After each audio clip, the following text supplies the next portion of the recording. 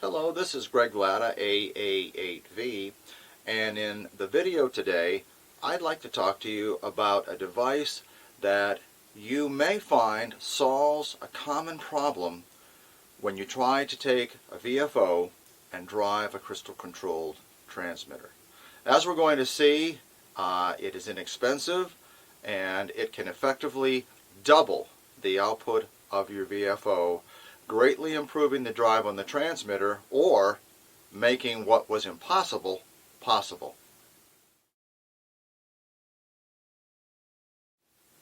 So what is it? It's a tiny transformer like I'm showing here in my left hand. This is an enameled wire version of the transformer, and this is a coaxial version of the transformer. Technically, it's an onion. It's a 1 to 4 impedance transformer, unbalanced to unbalanced, that is a transmission line transformer. It effectively doubles the output of your VFO, and it costs very little, and it's very easy to make.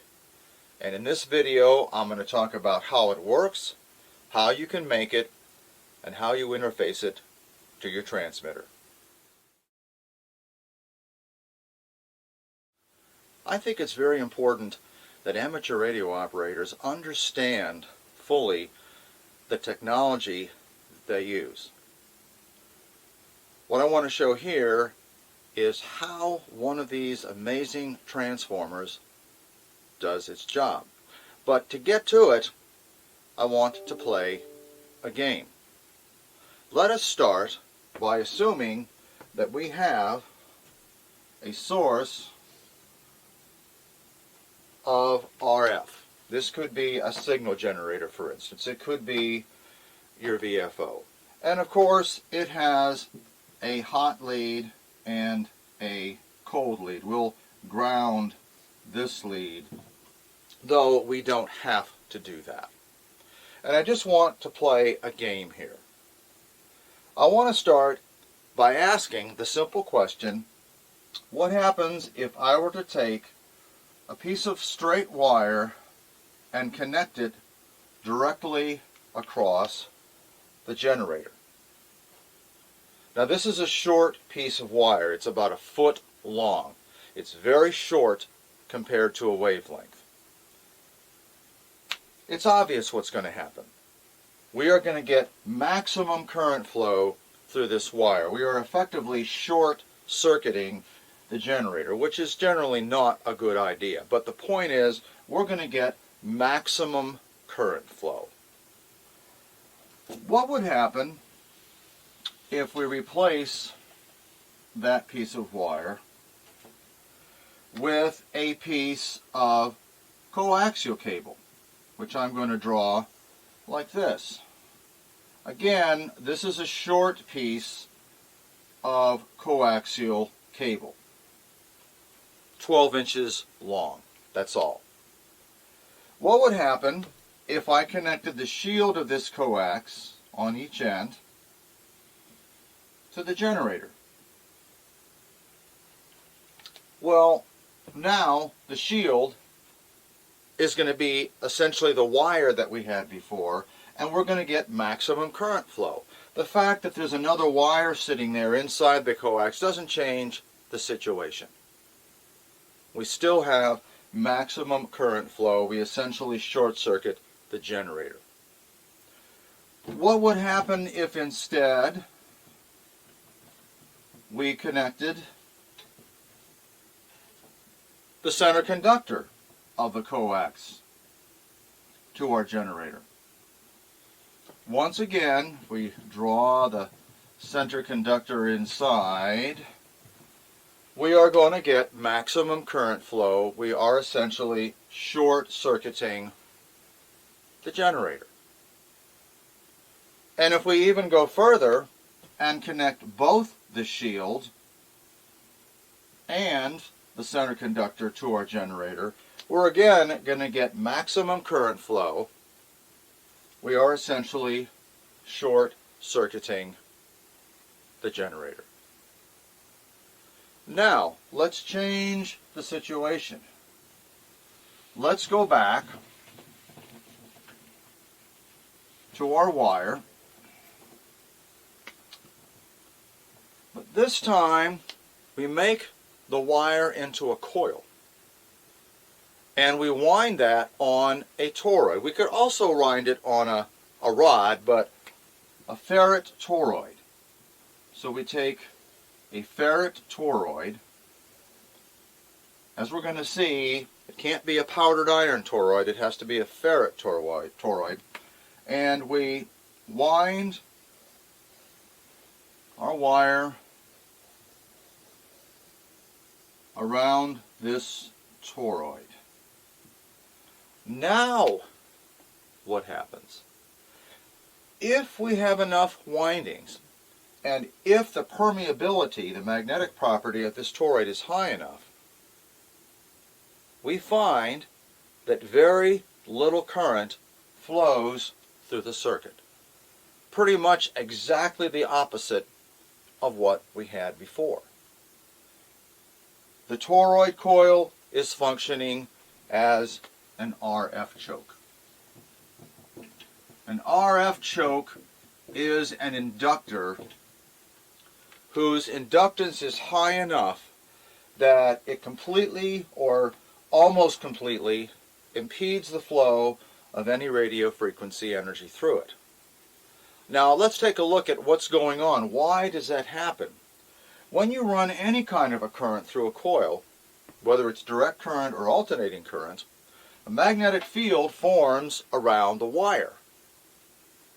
If that magnetic field is changing, and it certainly is if we're running alternating current, and if we're running radio frequency alternating current, it's changing very rapidly. Maxwell's equations, which govern all of electrodynamics, state that when you have a changing magnetic field, it produces an electric field.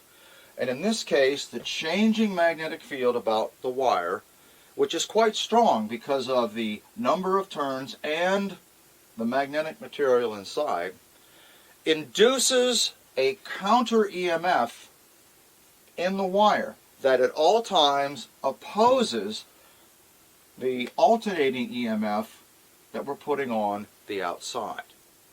This is called reactance.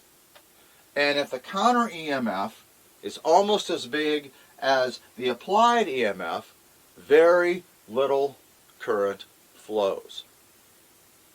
It is the inductance of this which chokes off the radio frequency current. And this is true even if we change the situation. Suppose we change the situation where we take the toroid, and I'm not a very good artist, but here's our coaxial cable again. I'm just going to draw the ends of the coaxial cable. And we take our coaxial cable and we again wind the coaxial cable around the toroid like that. I'm not going to draw a big fat coaxial cable. We've got a fine coaxial cable that we wind around this. We play the game again. If I connect the inner conductor to the generator, very little current flows now. The presence of the shield doesn't change what's going on here. The presence of the shield, just having the shield there, doesn't change the fact that the inner conductor now acts like an RF choke. Very little current flows. Likewise, if I make the connection instead to the shield, very little current flows in the shield. The shield behaves like a wire. It behaves like a wire that's wound on an inductive core. It behaves like an RF choke, and very little current flows. We can even put these in parallel, connect them both at the same time. And now the coax behaves like a big heavy wire. And once again, very little current flows because it acts like an RF choke. Not acts like, it is an RF choke. Provided we have enough turns and we have a high enough permeability in the material that it's wound on. All right, now let's change the rules of the game. Suppose instead of doing it like this,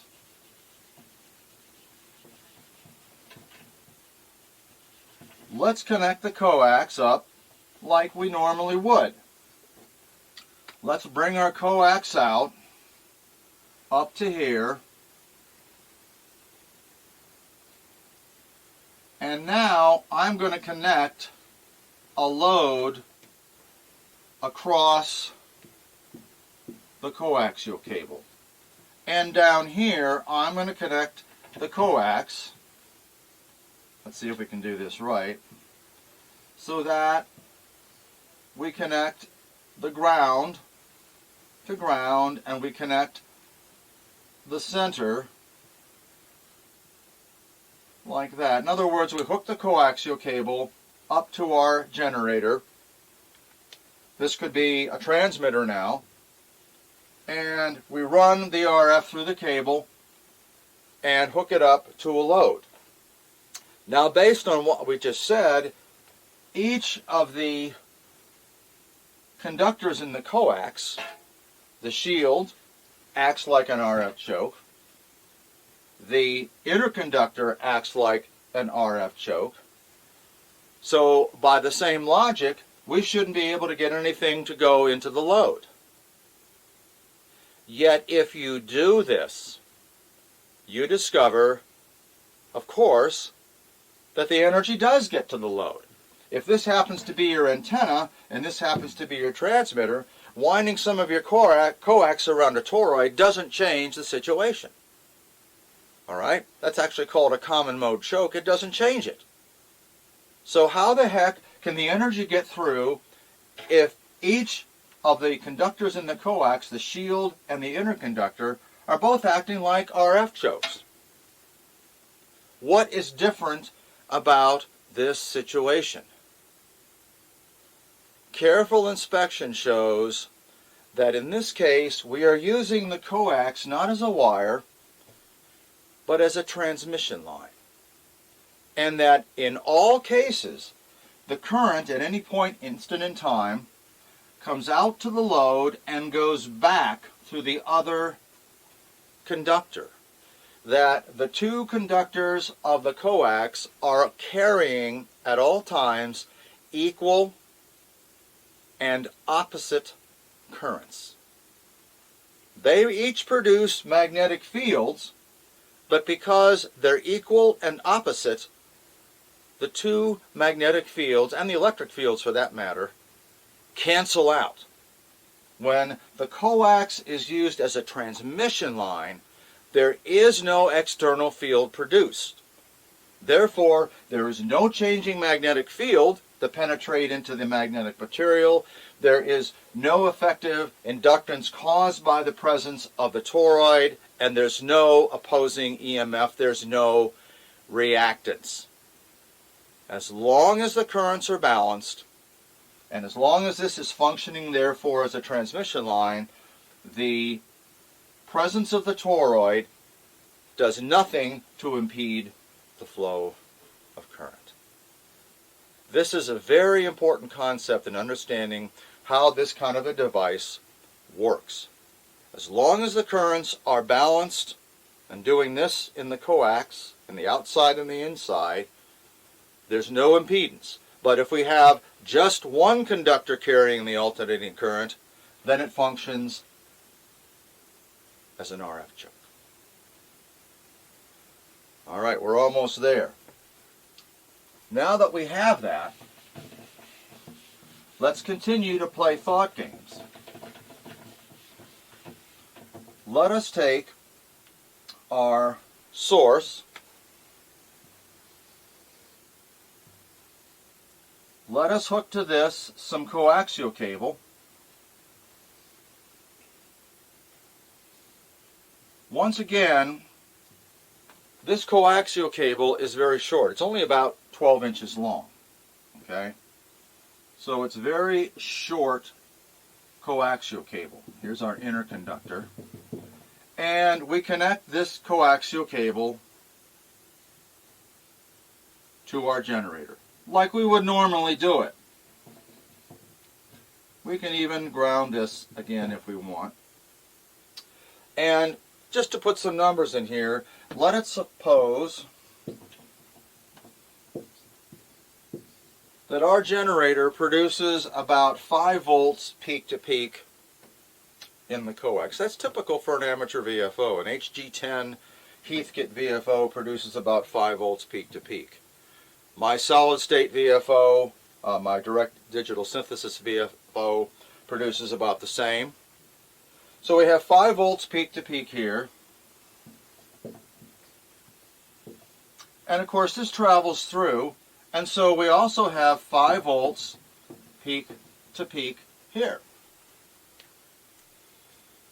And furthermore, this is in phase because this coax is so short. We're at high frequencies here, no more than 30 megahertz.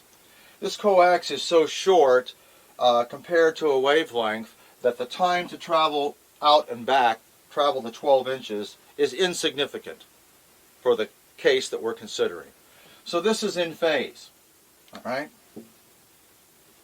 So we have 5 volts peak to peak here, and we have 5 volts peak to peak here between the center and the outside shield.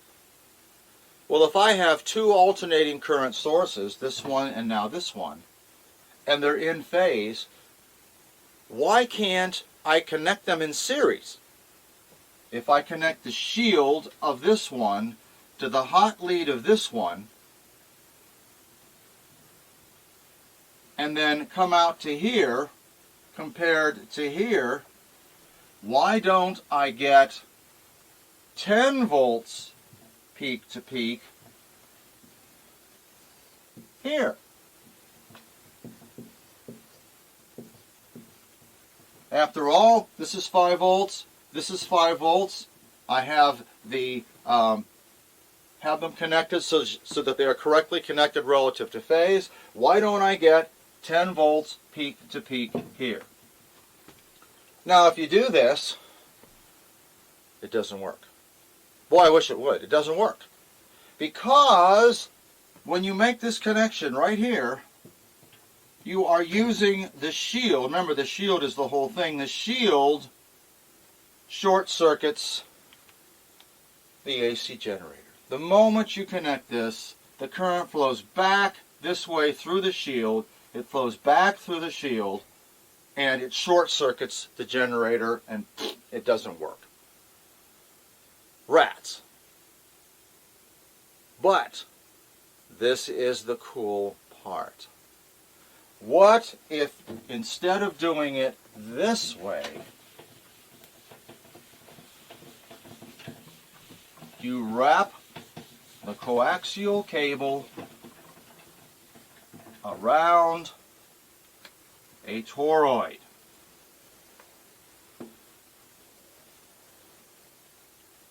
And now we do this the same way. Got to redraw it here. So here's our coax going around the toroid. I'm not going to make it fat. I'm going to blow it up here so it comes out, and there's our shield, and here's the other one here, and it comes up. Okay, so this is really, the coax. And once again, we hook this one to our generator, and we again have at this point 5 volts peak to peak. Now, what happens if we connect this shield to the center conductor of this, which I admit, when you first look at it, seems to be ridiculous. You're short-circuiting the generator, so we're short-circuiting the generator. But wait. If that current tries to flow back through the toroid along the shield, it can't do that because of the choking effect of the coax. The coax has this going on, and on top of that, there's now a current trying to go by itself along the shield. It can't do it. And what happens is, holy cow, it works. It works. What we get here is, if we bring this out, compared to ground, we do in fact get 10 volts peak to peak. If we can choke off that current that tries to travel unbalanced through the toroid, it can't go through because of the choking action, and over here we get twice the voltage that we put in. So that if you have a VFO that puts out 5 volts peak to peak, and we make this device, you can have 10 volts peak to peak coming out. Now when you double the voltage, that means that the impedances at the output and the input differ by a ratio of the square of the voltage change, which is 2 squared or 4. So you have 4 times the impedance here that you have here. This is the basis for onions and balance. It is possible to arrange this so that neither side is grounded, and then it's a 1 to 4 balance. But this is a 1 to 4 onion. This is a 1 to 4 un. And it's very easy to make. All you need is a tiny core, like you see here, made out of coax or enameled wire. Here is what's fascinating. This does not have to be coaxial cable. This can be parallel open wire line. And you say, Greg, that can't possibly be. I can't take 4-inch open wire line and wrap it around a toroid, unless the toroid were this big. Well, you don't have to have huge open wire line. You can take regular enameled wire like this and run it next to itself, and you have open wire parallel line that's spaced about 1/20 of an inch. And yes, you can wrap that on a toroid like that. There's one made out of enameled wire, and here's one made out of coax, and either way it will work. In fact, you can see in this one how I have connected them together. So let's go and take a look at eventually how do we make one. But the burning question is, what do the magnetic properties of this core material have to be? You might find some cores at a hamfest, or you might find them online at a bargain rate. How do you know if the core has enough permeability for this to work? If there isn't enough inductance for it to function as an RF choke, this current won't be choked off and you won't get the 2-to-1 ratio. So the question is, how do I know what core to buy, or at least if a particular toroid core that I have will work in this situation? Let's go take a look at that.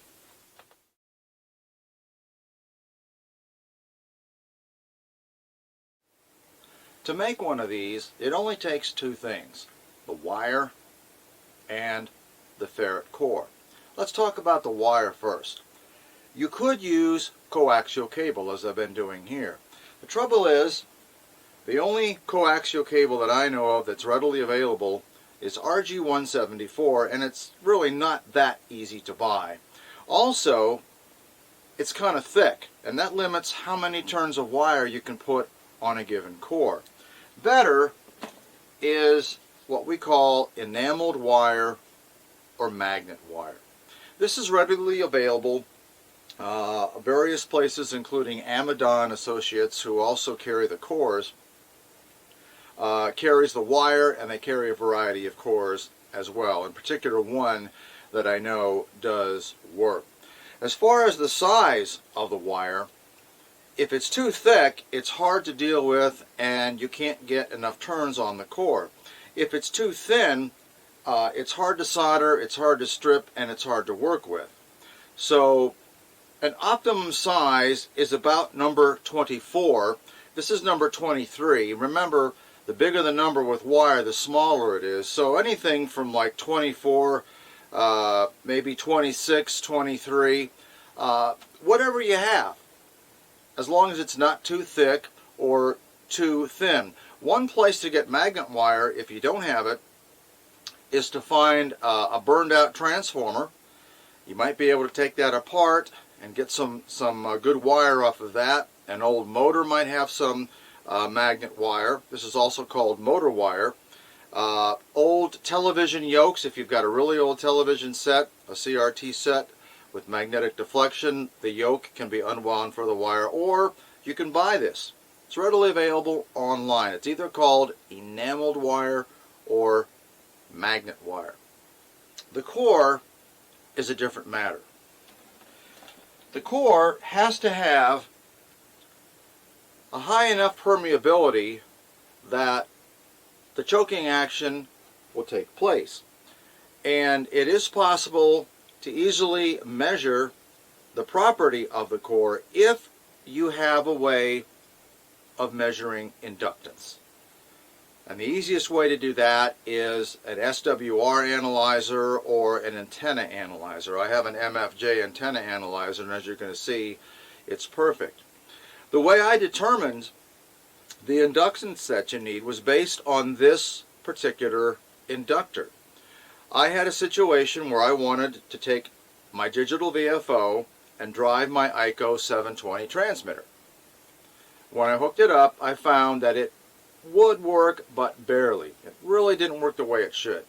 And that's because the VFO had 5 volts output, and the manual said you should have 10 volts peak-to-peak output. So I knew that I was about 6 decibels too weak. Well, I'd read about these, but you always read about them in the antenna section of the ARRL manual. Also, I had a book, this one, that I had studied, which is all about these transmission line transformers. It's still in print. If you want to know every single thing there is about these, get this book and check it out. I knew that these transformers could easily double the voltage, and that's exactly what I needed. It also turned out that I had bought a grab bag full of toroids at a hamfest.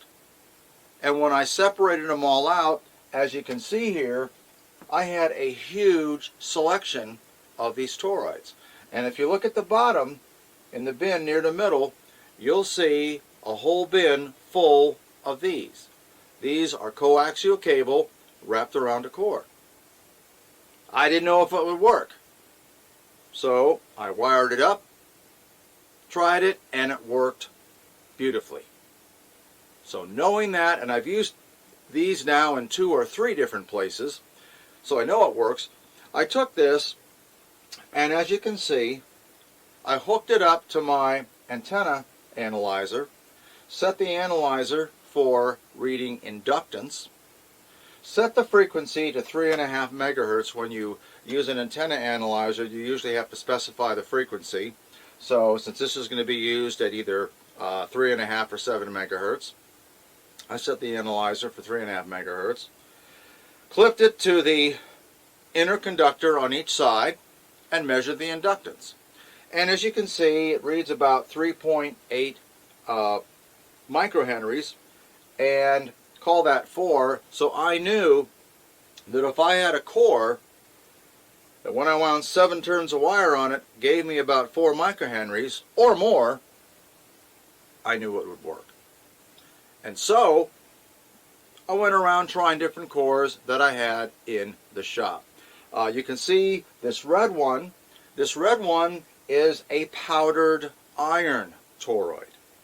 It comes from a set that I have. I know the specific values of that toroid, and I knew it wouldn't work, but I measured it anyway. I wrapped 7 turns of wire around it, and when you wrap the wire in it, the first time it goes through into the little rabbit hole, as I call it, that is the first turn. So you go in, that's 1, 2, 3, 4, 5, 6, 7. Hooked it up, and you can see that the inductance is only about 0.38 microhenries. That's 10 times too low. That's way too low. I grabbed another one out of a junk drawer that I had. And this was a green one. As you can see, when I hooked it up, after winding 7 turns on it, I found that it gave 1.5 microhenries. Now, I don't know if that'll work or not. I know that 4 works. 1.5 might work. I'm not sure. But with 4, you know it's going to work. Then I grabbed another one. I had a whole bunch of triple stacked toroids that had windings on them. I unstacked them and then tried putting a core, 2 cores, and 3 cores together. Here you see 2 of the cores stacked up, and that gives 7.3 microhenries. That would definitely work. And then you see that 3 of them gives 13.7 microhenries. All of these with 7 turns. That means all of those would work. The thing you can learn there is that you can stack cores.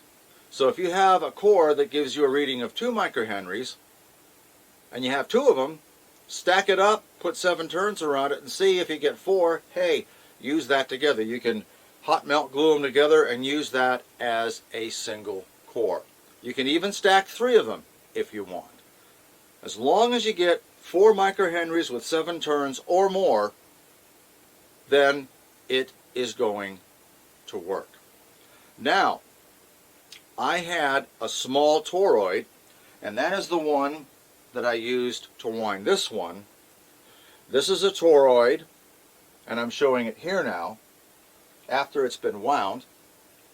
And I measured this one with 7 turns, and it was about 3 or 4 microhenries. And after it has been wound, because I now have 11 turns on it, you can see that I have even more. Here it's like 9 or 10 microhenries. So that definitely will work. This is an FT-50A-61 core. The FT means ferrite toroid. The 50 means a 1/2 inch. The A means it has a bigger hole in it than some of the other ones, and the 61 means it's type 61 magnetic material. It has a core number of what is called AL75. AL75 can be put into a equation to calculate the inductance, and it's safe to say that if a core has an AL value of 75 or higher, it also will probably work. Now, these things are so easy to make that if you don't have any measuring equipment, don't worry about it. If you have a toroid on hand and you've got some wire, make the transformer and try it and see if it works. If it doesn't work, you've lost a little bit of time and maybe a little bit of wire. But it's so easy to make, you can try it and see if it works. So the key thing is, if you wind 7 turns on it and you get at least 4 microhenries, that core will probably work. And as far as the wire, magnet wire or enameled wire that is near a number 24, a little bit on either side, will probably work fine. The next thing we need to do here is talk about how do you actually wind it.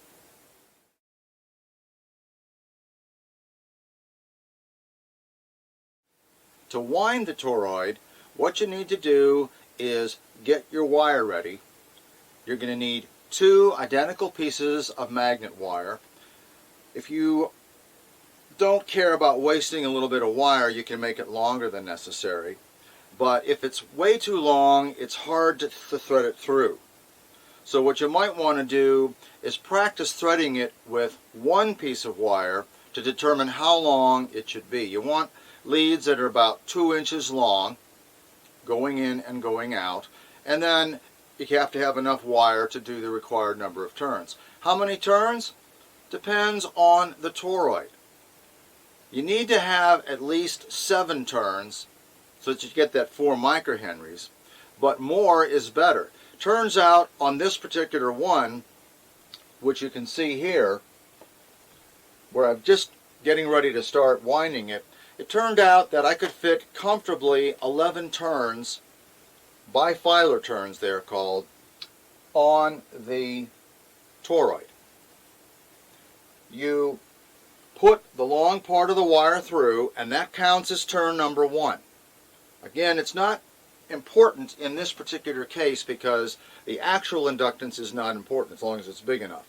But if you're making a toroid for a particular inductance, it's important to count the turns correctly. First time it goes down through the rabbit hole, that's turn number 1. So you put the wires down through the hole until you've got maybe 2 inches of lead length left.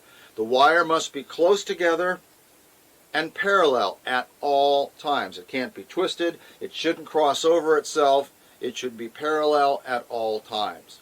Press it down, wrap it around. As you can see here in the photo, here is the first turn, and then bend it sharply around the core, bend it sharply around the top, and then feed it through again for the next turn. Pull it tight so that it's crisply sharp around each of the edges of the toroid, and continue to do this. Here you can see how it looks after 3 turns. Continue spreading it out. You can get an idea after you've done this, and it's perfectly okay to mess it up and pull the wire off and start again. You're best off if you start again using new wire, but you can reuse the wire if you want. Spread the wire out because eventually you want those turns of wire, how many you have, equally spaced out around the toroid. Here you can see it after 6 turns. And then finally on this particular one, we see it when we finally have a total of 11 turns on it. You can see how the wire is spaced out nicely and parallel. Remember, this is a transmission line. This is open wire line, though closely spaced. So you want it touching itself as it goes around, but you want those bifilar turns spread out. You can cut all the leads to the same length, and then you have to strip them and tin them.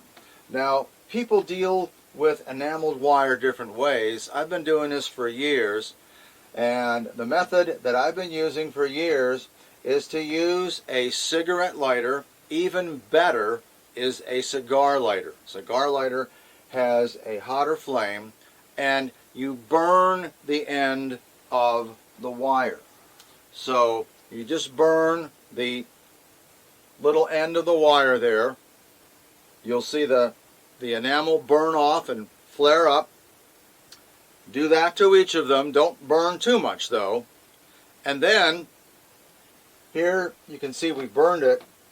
Then take some fine sandpaper and carefully sand the ash off the end of the wire. You can scrape it with a pocket knife too, but I found that the sandpaper works very well. You can't just sand it one way. You have to sand it like this, and then move it a little bit, and then rotate it a little bit, and rotate a little bit so that you get all sides of the wire sanded, and you'll be able to see bright copper when you have the ash removed. Here is a picture where you can see that the leads have been sanded now. After that, you tin the wires. Use your soldering iron, heat the wire, make sure the wire is hot, touch the solder to the wire, not to the iron, so that the solder coats the end and you have nicely tinned leads, as you can see here. The last thing you do is to connect the correct two wires together. And this is where some mistakes are made. Remember what you want to do. If you did it with coax, what you're going to do is, after the coax has gone through and been wound around, you want to connect the center lead of the coax bed that's come through. Okay, that's going to be your output, and the shield from that coax that has been wound through is going to be connected to the inner conductor of the part where the coax goes in. So as you see here, after you've gone through, you want to connect the coax shield to the inner conductor where it goes in. Well, in this case, what is going to happen is you don't have that. You don't have a shield and you don't have a center conductor. You just have two wires. So what I do is label the wires. They're going in here, and one of these can be labeled A and the other can be labeled B. And that's going in. And this is A and then B. Then they're going to be coming out. How do you know which one is A and B? Well, if you look at my pictures very carefully, you can figure that out. But one surefire way is to use an ohm meter. If you take an ohm meter and connect it to A, or a continuity tester, you can touch it to each of these and you can verify which one is A. Okay, you can verify which one of those is A and which of those is B. Okay, and so A comes out, and so you can see here A is my shield. A, usually if you wind it this way and you don't cross the wires, when you come right off, this is on the top and this is coming across the bottom now, usually this one is A. So you test for continuity to locate A, and then this one is obviously B. It doesn't make any difference which one of these wires you call A. It doesn't make any difference, but I use the bottom one. Then what you do is you connect in the middle, you connect A and B together. So you connect these together, twist them together and solder. This is A and this is B. And your transformer is done. The input is here. This is your input and this is ground. And this is your input and this is your output between here and ground. So your signal goes in here and the signal comes out twice as large there. If you have an oscilloscope, because an oscilloscope can measure small voltages, you can hook a signal generator to here and measure the voltage coming out of the generator and then connect it here and verify that you're getting twice the voltage coming out that you have coming in. The next thing we'll take a look at is how do you use this to connect your VFO to your transmitter.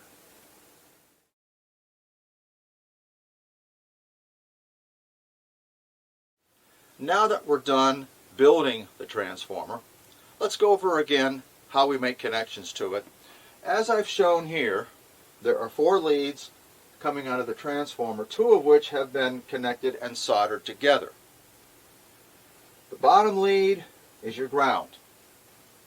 The 2 leads connected together, that is your input. So your input from your VFO is connected between these 2 leads and ground, and the output from the transformer is between this unconnected lead and ground. You will notice that I've added something here. I've added a 0.01 microfarad capacitor in series with the output lead. There's a good reason for that. Connecting the transformer to the VFO input or to the crystal socket of many transmitters will effectively short circuit the grid to ground. It'll short circuit the grid resistor and remove the grid bias from the tube. We don't want to do that. By putting a capacitor in series, we prevent that from happening. So I recommend, in all cases, because it's so easy to do, putting a capacitor in series with the output lead. The other thing that I don't recommend, but I say you have to do, the transformer must be mounted at the transmitter. You can't have it in your VFO and then have a piece of coax going to the transmitter. The transformer must be mounted on the transmitter. The coaxial cable comes from your VFO to the input of the transformer, and then a very short length of coaxial wires, 4 inches or less, connects the transformer to the transmitter. Okay? Now that poses a little bit of a problem, and I'm going to show you how I was able to do that with my ICO 720. I got on this whole project because I have an ICO 720, which I love to use, and I wanted to increase the drive on the transmitter. This is the crystal oscillator in the ICO 720.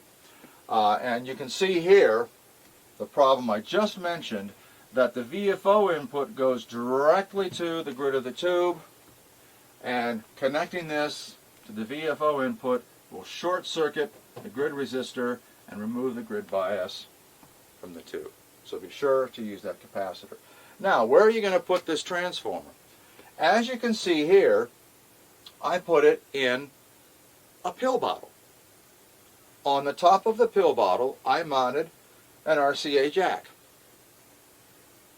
I took a short piece of coax, RG58 or RG174, as I used here. I put an RCA plug on the end. That will go into the VFO input jack on the back of the transmitter. And I run it inside the pill bottle, and I wire all of the components, the 0.01 capacitor and the other components are mounted onto the RCA jack that is in the top of the pill bottle. Then the entire thing is put inside the pill bottle, and it looks like this.